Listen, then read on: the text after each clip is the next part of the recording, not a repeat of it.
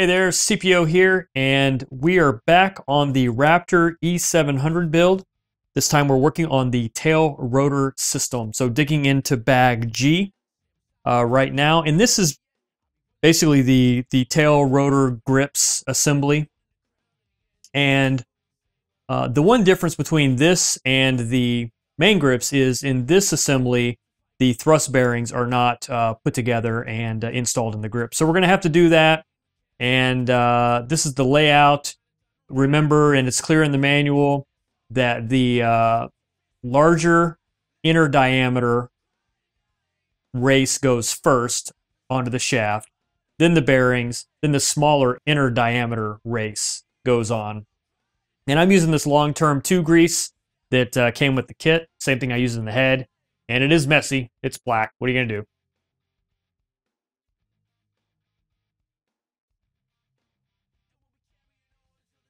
So one other thing is there are 2 different size bearings in the kit. 4 of them are these bigger ones. These are the ones you want to use here in the grips. The 2 smaller ones we'll use later on. All right, so I'm going to put one of these bearings inside the grip and seat it all the way down. Then there's this little shim. It's the bigger of the 2 shims that come for this assembly. Then the thrust bearing sandwich is going to go on. Sometimes I forget which one is which, and when they're so small, it's hard to tell. So if you put it on the shaft, you can tell pretty easily. See how much play there is on that one versus the other one. The one with the most play goes on first, just like this, actually. That's the one with the larger inner diameter hole. So now I'm going to slip that whole assembly right in there, and then I usually use a driver to get everything seated in nicely. Then that other smaller shim is going to go on next.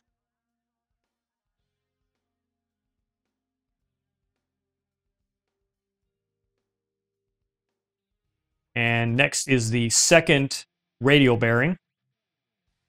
Drops right in, press into place, and that's the whole assembly. Now we're going to put it tight with this screw with the washer on it, but we're going to need to thread lock that in. So slip the whole thing down over. Again, I use the driver just to hold everything in place. Some people like to build it with the shaft in there. I just find it's easier to do it this way. All right. Thread lock. Get some excess off, and this is going to tighten down the entire assembly.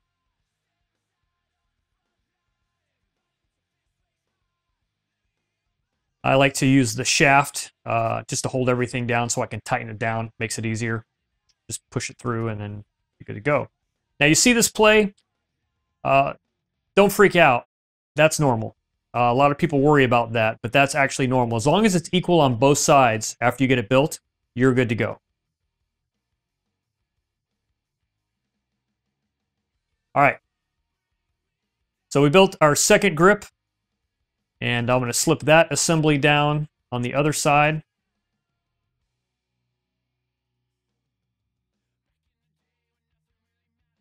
Insert the screw. Of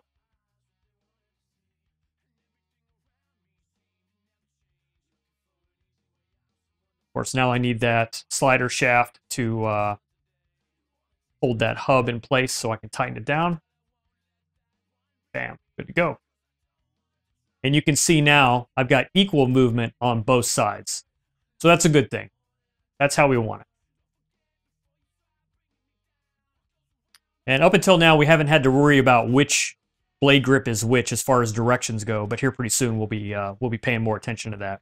So now we're going to put the shaft, the tail rotor shaft, on, and there's 2 grub screws that are going to line up with the little divots on the shaft.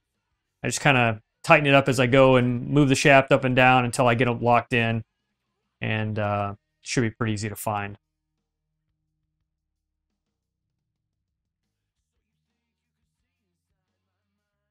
Alrighty. Now, as I was talking about the blade grips, there are sides. There's the square cutout where the nut's going to go, and then the round cutout for where the screw head's going to go. So you'll pay attention to that later on. So slip the collar through the tail pitch control link, and then the screw that's going to hold it on. A little bit of thread lock, of course. And that's going to go on to the blade grip. And you can tighten this down nice and tight, and that should still move freely. Same thing with the other blade grip. And now you can no longer cross those over, so make sure you've got the blade grips in the position you want them when it's installed, because once you get these on, it doesn't flip around and reverse sides anymore. That's what that should look like. All right, so now we're going to remove the slider bushing from the slider fork. And we've got the pitch slider here. The two smaller bearings are going to go into this. So get those pushed in tight, and then that whole assembly will slip over that tail pitch slider bushing. Should move nice and freely. A little bit of thread lock, and then we put the tail pitch control fork on there. And basically what I do is screw it down tight until it's snug, and then back it off until that slider moves nice and freely with no play. So I just basically tightened it down snug and then just back a smidge, and there's no play there, and everything moves nice and freely. So that whole assembly slides over the tail pitch shaft, and then we're going to connect the control link to the control fork on both sides. Now there are these little pins and these little bitty tiny, I guess they're E-clips. Man, these things are small. So good luck with this. Just get them on using whatever method you prefer. And if you've got any great tips, I'd appreciate it. You know, these little guys are so small. Have a magnet handy if you can't hang on to them. So fair warning. All right, so now I'm going to put a little CA glue on the control ball that I'm going to put onto the tail pitch slider. And that just threads in through the plastic.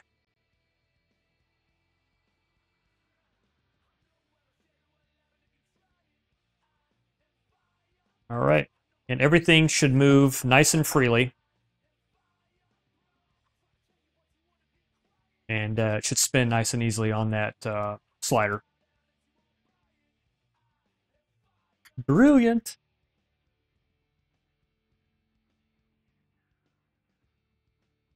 All right, and see, equal length. It's a little bit less now because you've got the links on, but as long as everything moves in the same distance. All right, so now we're getting into our other bag for the tail. Toss the blades because we're going to use some different blades. Get all these parts out of the bags. All right, so now the tail unit housing has the input bevel, and it's already pre-installed and even looks like it's lubed up a little bit. So I don't see any problems with this the way it's installed, so I'm just going to leave it alone. And then now we've got the tail output bevel that's going to slip in there. And I'm just looking for play. I'm going to put the shaft in and look for play. There is a shim that comes with it that you can use the shim if necessary. I found I didn't need the shim. I left it out because without the shim, I don't have any play at all, and everything lines up really nicely. So that may vary from kit to kit. I do run a screw all the way down into that shaft to make sure that that grub screw can get through without any restrictions. That just happens to be a blade grip bolt. Works just fine. And then slide that whole shaft assembly through and get that hole lined up for the pin. And push the pin in by hand. And if you need to, you know, wiggle it or whatever to get it in there, just like on the other part of the tail gears, try not to use pliers. If you're going to use pliers, just use them to push in and make it flat, but don't squeeze the plastic with the pliers. And again, just checking everything is smooth and no play. Everything's lined up nicely. I think it's good. I do like the open tail design too, which means you can see that pin and keep an eye on it, unlike the 550 that's encased, you can't really see it. So anyway, thread lock, grub screw, Get it nice and tight. That's the only thing holding that pin in place. So get it torqued down good on that little pin. All right. So next we're going to work on adding the tail lever bracket. 2 screws will hold that on. And then the whole point of that is to hold the tail pitch control lever, which we are going to build next once we get this tightened down.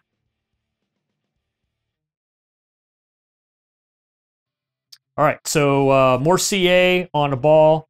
This is going to go on the tail control lever.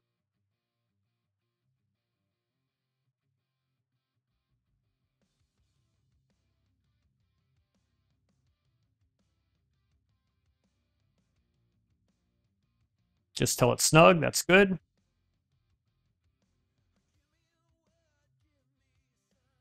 There's a collar that goes over this screw, and then there's 2 little bearings that will go on the control lever on both sides.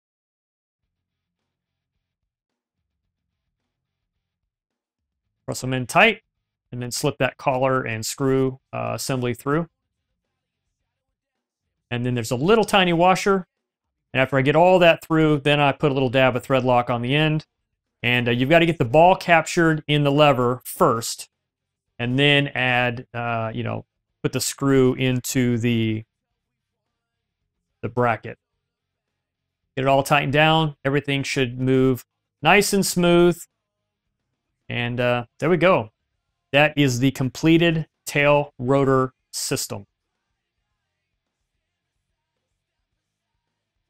And just so I don't lose these blade grip bolts before I get my Zeal tail blades on, I'm just going to put them on right there. And that way I know where to find them. So that's it. Oh yeah, 1 shim. That's all that's left out of the build. And so next we're going to be assembling the boom, putting this tail rotor system onto the boom, adding the boom and the boom support braces to the main frame of the heli. So